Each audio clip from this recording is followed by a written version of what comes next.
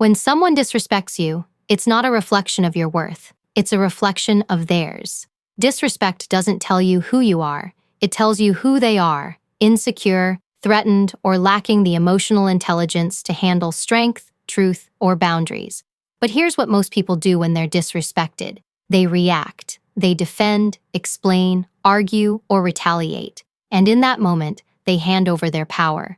Because the second you allow someone's behavior to control your emotions, you've already lost control of yourself. The truth is, disrespect is not always loud. Sometimes it's subtle. It shows up as a dismissive tone, an undermining comment, a sarcastic joke that cuts deeper than it should. It's the look that says, "You don't matter," or the silence that's meant to humiliate. These are not accidents. These are power plays. And if you don't learn to recognize them, you end up trapped, constantly reacting to people who feed off your response. That's why emotional composure is everything. Power isn't about intimidating others. It's not about who can speak the loudest, argue the longest, or win the confrontation.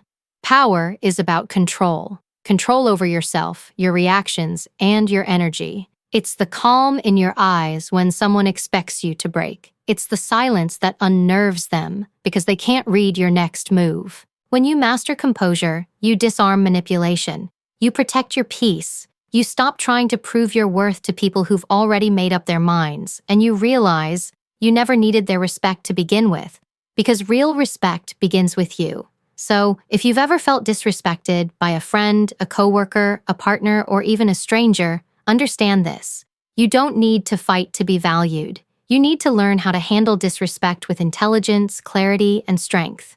You need to understand the psychology of control, how to remain centered when others lose theirs, and that's exactly what this video is about. Today, I'll show you 5 powerful ways to handle people who cross the line without losing your power. Because confidence isn't found in confrontation, it's found in composure. And the most unbreakable mindset is the one that never lets disrespect disturb its peace. When someone disrespects you, your first instinct is to react, to defend yourself, to correct them, to prove that they can't talk to you that way. That's human nature. But here's the problem. The moment you react emotionally, you give them power over you. You hand them the remote control to your emotions, and now they're pressing the buttons. And when they see they can get a rise out of you, they'll do it again. Not because they're strong, but because your reaction gives them that strength. The truth is, power doesn't live in reaction. It lives in restraint. Anyone can lose their temper. Anyone can lash out. But the person who can stay calm, collected, and grounded, that's the person who owns the room. When you stay centered, you force others to face themselves. Your calmness unsettles their chaos. Because when you don't react, they're left to deal with the weight of their own behavior. Silence is one of the most powerful tools you have. When someone tries to provoke you, your silence speaks volumes. It tells them, "You don't control my emotions. You don't have access to my peace." It shows self-mastery, and that's something most people can't touch. Think about it. When someone loses their cool, what do we see? A loss of control. They expose their weakness through their outburst. But when you remain composed, when your face doesn't change, when your energy doesn't shift, you're saying without words, "I don't operate on your level." You elevate the standard of interaction. Composure isn't passivity. It's not weakness. It's psychological strength. It's emotional intelligence at work. It's knowing that you don't have to respond to every disrespectful comment, every jab, or every piece of bait someone throws at you. When you master composure, you master perception, and perception is power. People respect what they can't manipulate.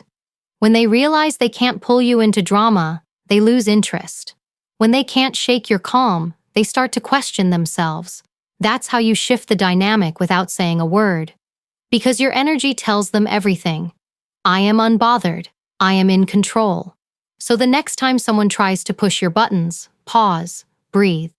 Let the moment pass through you instead of reacting to it. Let them see that no matter what they do, they cannot disturb your peace. You're not ignoring the disrespect. You're choosing not to let it own you. You're teaching them that your emotions are not available for manipulation. This is where true confidence lives, in the ability to stay calm when everything around you tries to pull you out of character. Because anyone can be calm when things are peaceful. The real test is how you handle yourself when someone challenges you, disrespects you, or tries to trigger you. If you can hold your composure in those moments, you're already stronger than they'll ever realize. You've proven that your peace isn't negotiable, and once people recognize that about you, they start to tread carefully. They might still test you, but they'll know exactly who they're dealing with. That's the quiet dominance that separates the emotionally reactive from the emotionally intelligent. Power isn't loud. It's not in confrontation or argument. Power is calm. Power is silence. Power is composure. And when you embody that, no one can shake you, no matter how hard they try. People will only treat you in the way that you allow them to. Every time you let something slide, every time you laugh off a comment that stings, every time you stay quiet when someone crosses a line, you teach them what's acceptable. And what you tolerate becomes the standard. Setting boundaries isn't about being cold or confrontational. It's about knowing your worth and communicating it clearly, calmly, and consistently. Because if you don't set the standard for how you want to be treated, someone else will set it for you, and it won't be in your favor. A boundary isn't a wall to keep people out. It's a filter to protect what's valuable. You, your peace, your focus, your time. The strongest people don't build emotional walls. They build standards. They don't scream to be respected. They simply stop engaging when respect isn't present. That's what it means to lead with quiet power. You don't need to announce your limits. You live by them. When you tell someone, "That comment wasn't respectful. Let's keep it professional," you're not being rude. You're being clear. You're reminding them that your space requires respect to be entered. And if they choose not to respect it, you choose not to participate. That's emotional discipline, knowing when to speak and when to step back. You see, boundaries are not about control. They're about clarity. You can't control how someone behaves, but you can control how long you allow that behavior near you. The person who can calmly say, "This doesn't work for me," without anger, without apology, is the one who commands the most respect. Because boundaries spoken with calm certainty are far more powerful than boundaries shouted in frustration. And sometimes the hardest part isn't setting the boundary, it's enforcing it. It's holding your line when someone tries to guilt trip you, manipulate you, or make you feel bad for protecting your peace. But you can't teach people to treat you well if you keep rewarding them for treating you poorly. The moment you cave, you show them that your words don't carry weight. Boundaries are not about talking, they're about consistency. Every time you reinforce your limits, you strengthen your identity. You remind yourself that your peace is worth protecting, even if it means disappointing others. Some people will call you difficult. Some will say you've changed. They'll say you're too sensitive, too cold, too direct. Let them. Because those are often the same people who benefited from your lack of boundaries. They're not upset because you changed. They're upset because they can no longer use you the same way. The truth is, boundaries reveal character, both yours and theirs. When you start setting them, pay attention to who respects them and who resists them. The ones who truly value you will adjust. They'll listen. They'll respect the space you ask for. But the ones who only valued your compliance will push back, mock you, or test you. Don't take that personally. It's just information. It tells you who deserves proximity and who doesn't. Never be afraid to lose people who can't handle your boundaries. Because if respect disappears when you speak your truth, it was never real to begin with. The people who belong in your life will understand that your boundaries are not rejection, they're direction. They guide how connection can exist in a healthy, mutual way. Setting boundaries isn't about ego, it's about emotional intelligence. It's the art of saying, "I choose peace over approval." It's about understanding that not everyone deserves access to your energy. You're not meant to be available to everyone. You're meant to protect your space so you can continue to grow, to lead, to stand strong in who you are. Boundaries don't make you unkind. They make you clear. And clarity is strength. When people know where you stand, they know how to treat you. You teach others how to engage with you, not by what you demand, but by what you allow. And when you master that balance, calm, firm, consistent, you'll find that respect follows naturally, because people can sense when someone knows their worth, and they either rise to meet it or they walk away. Either way, you win. When people disrespect you, there's a subtle temptation to prove yourself. You want them to see your worth. You want them to realize they were wrong about you. But the more you try to convince someone to value you, the less they actually do. Because the act of seeking validation gives them power. Power to decide if you're worthy or not. And that's a game you'll never win. Validation is a drug. The more you chase it, the more dependent you become on it. You start living through the eyes of others, measuring your worth by their approval, their praise, their acknowledgement. But the problem is, those same people can take it away whenever they want. They can withhold it, use it to manipulate you, or turn it into a form of control. And suddenly, your confidence isn't yours anymore. It belongs to whoever gives you permission to feel good about yourself. You don't need anyone to tell you who you are. You already know. The question is, do you believe it when no one else does?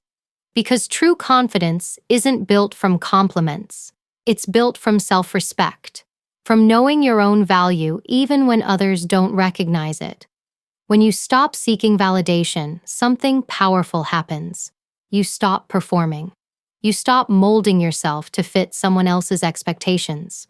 You stop shrinking to make others comfortable or exaggerating your strengths to gain their approval. You start living with authenticity. You start speaking truthfully, acting decisively, and showing up as yourself, not as a version of you that's been filtered through someone else's opinion. People can sense when you don't need their approval. They can feel when you're centered, when you're not trying to impress them or chase their respect. That energy changes everything. It commands attention without asking for it. It earns respect without demanding it. Because people respect what's self-assured, what's grounded, what's not desperate for recognition. You must understand this. Not everyone is going to like you, appreciate you, or give you credit for what you do. And that's okay. Their approval was never the measure of your worth to begin with. The world has conditioned you to believe that recognition equals value. Grades, titles, likes, followers, applause. But those things don't define you. They reflect how people feel in a moment, not who you truly are. Your worth doesn't fluctuate with opinions. It doesn't rise when you're praised or fall when you're criticized. It stays constant, unshaken, unbothered, unbreakable. And when you understand that, you stop over-explaining yourself. You stop defending your choices to people who wouldn't understand them anyway. You stop lowering yourself to fit into spaces that were never meant for you. This is what emotional freedom looks like. You no longer walk into a room wondering if people like you. You walk in asking, do I like this energy? Does this space align with who I am? That shift changes everything because now you're the one evaluating. You're no longer waiting for permission to belong. And here's the truth. The moment you stop chasing validation, you become magnetic. People are drawn to those who don't seek approval because they radiate certainty. They know who they are. They don't flinch when they're misunderstood, and they don't collapse under rejection. Their strength makes others curious. What gives them that confidence? The answer is simple. Self-trust. When you build trust within yourself, you stop negotiating your value. You stop settling for crumbs of respect. You stop trying to prove what's already true. Because the people who can't see your worth are irrelevant to your purpose. They're lessons, not losses. So stop waiting for someone to validate you, to choose you, to acknowledge your light. Some people can't see your value because they're blinded by their own insecurity. Others can't appreciate it because they benefit from you doubting it. Either way, your job is to believe in yourself so deeply that their opinions lose their power. The day you stop seeking validation is the day you start walking differently. You move quieter, but stronger. You speak less, but your words carry weight. You no longer perform, you exist with certainty. And that, right there, is what real respect looks like. It begins within you, not from what others give, but from what you refuse to need. When people disrespect you, your instinct is to react, to defend yourself, to prove a point, to make them see how wrong they are. But the moment you engage emotionally, you've already lost the advantage. Because now you're playing the game on their terms. The wiser move is to step back and observe, watch, listen, take mental notes. You'll learn more about people from their patterns than from their apologies. When you stop reacting, you start seeing clearly. You begin to understand that disrespect is not random. It's a reflection of someone's internal state. It tells you everything you need to know about who they are, what they fear, and how they see themselves. Every act of disrespect holds information. It shows you whether someone lacks self-control, empathy, or integrity. It reveals whether their intentions are pure or manipulative. But you'll miss those cues if you're too busy being triggered. Emotional awareness is your armor. The more observant you become, the less you take things personally. You start to recognize patterns instead of stories. You realize that most people's behavior is not about you. It's about them managing their own insecurities, egos, or frustrations. When someone tries to provoke you, don't mirror their energy. Watch them instead. See what triggers their behavior, how they shift when they're around certain people, what tone they use when they feel threatened. This isn't about judgment. It's about data. Because the more you understand people, the easier it is to navigate them. You don't have to fight for power when you already understand how it works. Observation gives you emotional distance, and with distance comes control. It allows you to pause before responding, to ask yourself, is this even worth my energy? Because most conflicts are traps, designed to pull you into someone else's emotional chaos. Some people provoke you just to feel significant. Others disrespect you to measure your limits. But when you stay observant and grounded, you rob them of that satisfaction. They can't feed off what you don't give. Being observant doesn't mean being passive. It means being strategic. You're not ignoring what's happening. You're studying it. You're assessing whether this person deserves your attention or whether their actions speak for themselves. There's a difference between reacting and responding. Reaction is impulse. Response is intelligence. When you respond, you do it from awareness, not emotion. You're not trying to prove you're right. You're deciding whether it's even necessary to speak. Sometimes, silence is the strongest statement you can make, because silence makes people uncomfortable, especially those who thrive on drama. When you don't react, you take away their control. You show them that they can't manipulate your emotions or dictate your peace. That stillness, that quiet presence, it's unsettling to those who rely on chaos to feel powerful. But it's also magnetic, because composure is rare. People can sense when they're dealing with someone who can't be provoked easily. It shifts the dynamic entirely. To observe is to lead with wisdom. You don't waste time trying to change people who have already revealed who they are. You simply adjust your boundaries accordingly. You stop trying to convince them to do better. You just act like someone who expects better. That's the difference between emotional maturity and emotional dependency. Maturity says, I see you clearly, and I'll choose how to engage. Dependency says, I need you to understand me. One gives power, the other gives it away. When you learn to observe more and engage less, life becomes quieter. Not because there's less happening, but because fewer things deserve your reaction. You start valuing your peace over your pride. You stop explaining yourself to people who are committed to misunderstanding you. You save your energy for what truly matters, your growth, your mission, your purpose. The truth is, most people expose themselves if you give them enough time and silence. They'll reveal who they are through their consistency, not their words. Let their patterns do the talking. Don't rush to correct them. Don't chase understanding. Don't fight to be heard. Stand back, stay aware, and let time show you everything you need to know. The person who observes holds the real power, because awareness allows you to move with intention, not impulse. And that's how you rise above disrespect, not by matching it, but by mastering yourself. There comes a point when words no longer work, when no matter how clearly you communicate, how calmly you assert yourself, the other person still refuses to listen or respect your boundary. That's the moment where strength isn't found in fighting harder. It's found in walking away. Because not every battle deserves your presence, and not every person deserves your energy. The hardest truth to accept is that sometimes the most powerful thing you can do is nothing. You don't need to convince anyone of your value. You don't need to argue to be heard. You simply remove yourself, quietly, firmly, and with dignity. Walking away doesn't mean you've lost. It means you've learned. It means you've recognized that your peace is more valuable than their chaos. It's a decision to protect your energy instead of wasting it on someone who's shown you, time and time again, that they don't value it. People often confuse walking away with weakness because they mistake silence for surrender. But silence, when it comes from self-control, is the loudest statement you can make. It says, "You no longer have access to me, my time, my focus, my presence. They're no longer yours." Every time you choose to walk away instead of engage, you reinforce your own worth. You tell yourself, "I don't need to fight for respect. I live in a way that commands it." You shift the dynamic. Because people who thrive on control and manipulation lose their power when you stop participating. You take back the authority they thought they had.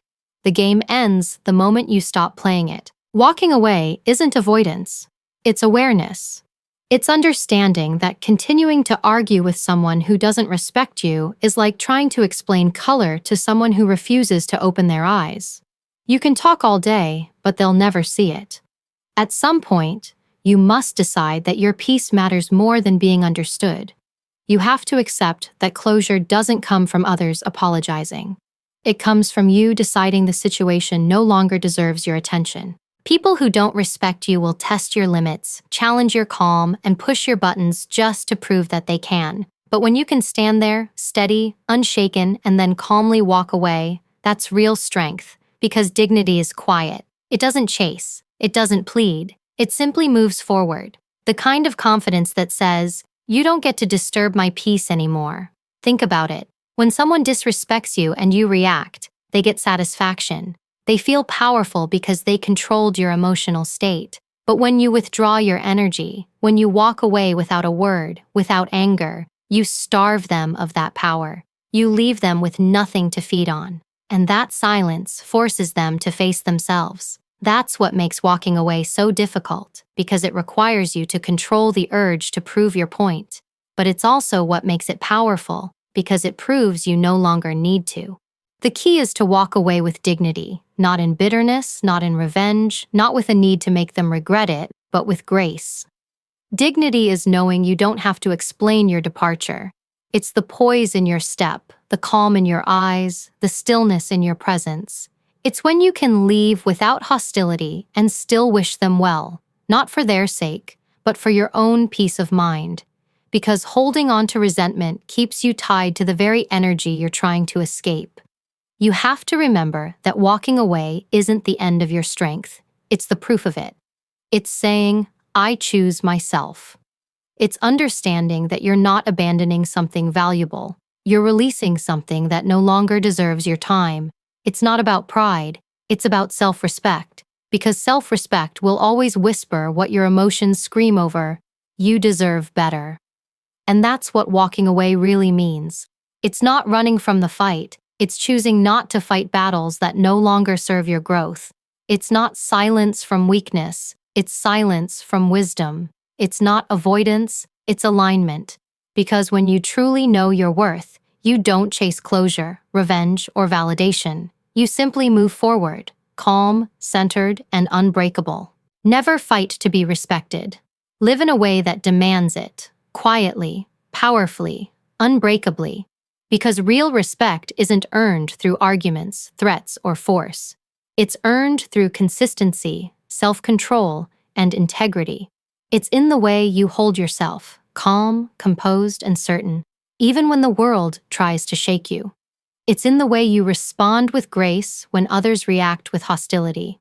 And it's in the way you keep your peace when disrespect tempts you to lose it. Respect doesn't come from raising your voice. It comes from raising your standard. It's not about what you allow people to see. It's about who you are when no one's watching.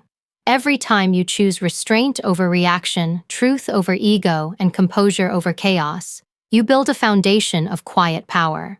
People notice that. They feel it. They might not admit it, but they respect it. because composure is rare. When you live by principle, not impulse, you no longer depend on others to validate you. You become your own anchor. You move through life grounded, not because it's easy, but because you've trained yourself to stay centered. You've learned that peace isn't a reward, it's a discipline. And that discipline, that emotional intelligence, is what separates those who crumble under disrespect from those who rise above it. There's a certain kind of strength that comes from not needing to prove anything. It's quiet, but it's powerful. It's the strength that says, you can misunderstand me, you can doubt me, you can even dislike me, but you will not disturb my peace. That's not arrogance, that's mastery. Mastery over your emotions, your reactions, and your environment. That's the kind of presence that shifts a room without a word. The truth is, not everyone will respect you, and that's okay. You can't control how others see you, but you can control what you accept. You don't need to lower your standard just to make others comfortable. You don't need to chase approval to feel significant. You don't need to prove your worth to people who benefit from doubting it. Your energy is too valuable to be spent convincing others of something you already know. Learn to move differently, to stand tall in silence, to let your actions speak in a language louder than words. When people realize they can't provoke you, they'll start to approach you differently. When they see that your boundaries aren't threats but truths, they'll understand that respect isn't optional. It's required. And when they realize that no amount of manipulation or noise can shake your inner calm, they'll know they're in the presence of real power. The unbreakable mindset isn't about pretending to be strong. It's about becoming strong through self-awareness and self-respect. It's about protecting your peace like it's sacred, because it is. It's the foundation that allows you to think clearly, act wisely, and live intentionally. It's not about being untouchable. It's about being unshakable. So from this day forward, let every choice you make reflect that strength. Don't argue for your value. Embody it. Don't chase respect. Carry yourself in a way that commands it. Speak less, observe more, and never forget. Calm is not weakness. Calm is power. This is the essence of an unbreakable mind, a mindset built on clarity, composure, and self-respect. And when you live from that space, you don't just handle disrespect. You transcend it, because true power doesn't come from controlling others. It comes from mastering yourself.